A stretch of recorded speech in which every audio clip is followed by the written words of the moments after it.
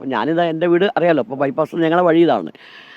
അപ്പോൾ ഞാൻ റോഡിലേക്ക് ഒരു കടയിലേക്ക് പോകാൻ വേണ്ടിയിട്ട് പോകുന്ന സമയത്താണ് അയാൾ എതിരിൽ ഇങ്ങനെ വഴിക്ക് ഓടിച്ചു വന്നത്. അവിടെ ബ്ലോക്ക് ഉണ്ട്, ഒക്കെ ശരിയാണ്.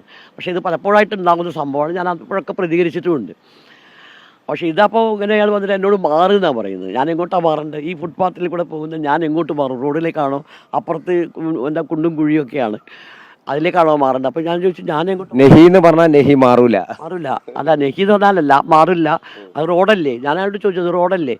അപ്പോൾ അയാൾ വണ്ടി ചരിച്ച് തന്നിട്ട് പറഞ്ഞു ഇതിലേ പൊക്കോളൂ എന്ന് പറഞ്ഞു. അപ്പോൾ ഞാൻ പറഞ്ഞു ഞാൻ എൻ്റെ വഴി കൂടെയാണ് പോകുന്നത്, എനിക്ക് എൻ്റെ വഴി ഇതിൽ നിങ്ങൾക്ക് വണ്ടി ഓടിച്ച് പോകാനുള്ളതല്ല, നിങ്ങൾക്ക് ഇതിനുള്ളതല്ലല്ലോ, ലൈസൻസ് നിങ്ങൾക്ക് ഇതിന് തരുന്നതല്ലല്ലോ.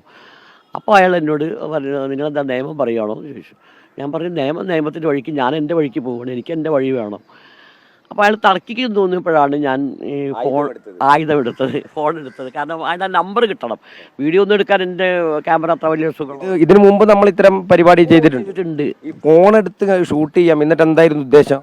കാരണം അയാളത് തർക്കിക്കുകയാണെങ്കിൽ നമുക്ക് കംപ്ലൈൻറ്റ് കൊടുക്കാമല്ലോ. ഞാൻ ഇതിന് മുമ്പ് കൊടുത്തിട്ടുണ്ട്. വിപ്ലവകാരിയാണ്. അങ്ങനെ പറയാൻ വേണമെങ്കിൽ പറയാമല്ലോ. അതിപ്പോൾ എല്ലാവരും ഒരു ആലങ്കാരികമായിട്ട് പറയുന്ന ഭാഷയല്ലേ. അതിനൊന്നല്ല, നമ്മൾ ഇതിനെ പ്രതികരിക്കാതെ തുടങ്ങി വെച്ചാൽ അത് അവസാനിപ്പിക്കണമല്ലോ. തുടങ്ങി പകുതി വെച്ച് തേച്ച് പോകാൻ പറ്റില്ലല്ലോ. അവസാനം തോറ്റ് പിന്മാറി. ആര്?